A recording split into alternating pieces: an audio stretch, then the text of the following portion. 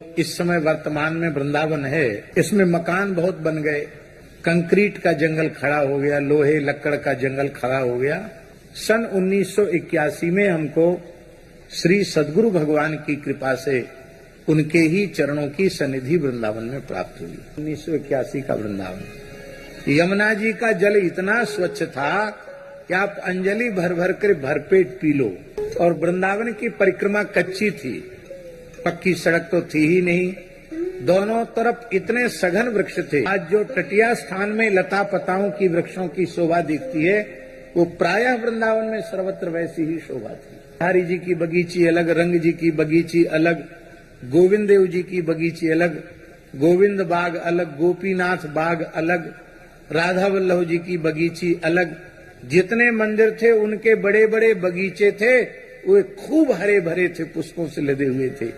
ये हमने अपनी आंखों से देखा है। लगभग 45, तो भैया हमको भी इसका मतलब समय हो गया वृंदावन में। उतने समय पे ऐसी शोभा थी, तो आप कल्पना कीजिए 500 वर्ष पहले जब भक्ति काल था तब कैसा स्वरूप रहा होगा। 5,500 साल पहले प्रकृति का कैसा विलक्षण साम्राज्य वहां छाया होगा, ये वाणी से वर्णन करने का विषय नहीं। लेकिन वृंदावन आज भी दिव्य है। ऐसा वृंदावन हो गया, फिर भी तो आप ग्रीष्म ऋतु में भी वृंदावन में दर्शन करने चलेंगे तो कम से कम ठाकुर जी के सामने पहुंचने के बाद तो आपको गर्मी नहीं लगेगी।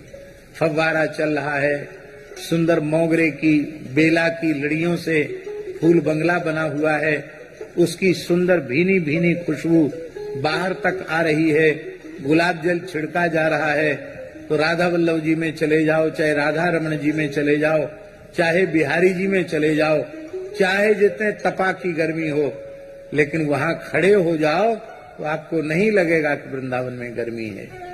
आज भी ये अनुभव में आता। अब थोड़ी भीड़ ज्यादा बढ़ गई, अब खड़े हो ही नहीं सकते। अब तो धक्के धक्के में भीतर चले जाएंगे और धक्के धक्के में बाहर निकल आएंगे। इसलिए वर्तमान समय की आवश्यकता का अनुभव करते हुए लोग बहुत बड़ी संख्या में वृंदावन में पहुंच रहे हैं। इस बात का अनुभव करते हुए ये विचार किया जा रहा है कि उसका सौंदर्यकरण हो और एक कॉरिडोर का निर्माण हो। उस दिशा में लोग प्रयत्नशील भी हैं और समय के अनुसार हो जाए तो कोई अनुचित नहीं है, क्योंकि आखिर इतनी भीड़ को आप कहाँ खड़ा करेंगे, कैसे होगा। तो वृंदावन की हरितिमा की रक्षा करते हुए, उसकी प्राचीनता की सुरक्षा करते हुए, इस युग के अनुसार, जनसंख्या के अनुसार अवश्य ही व्यवस्था होनी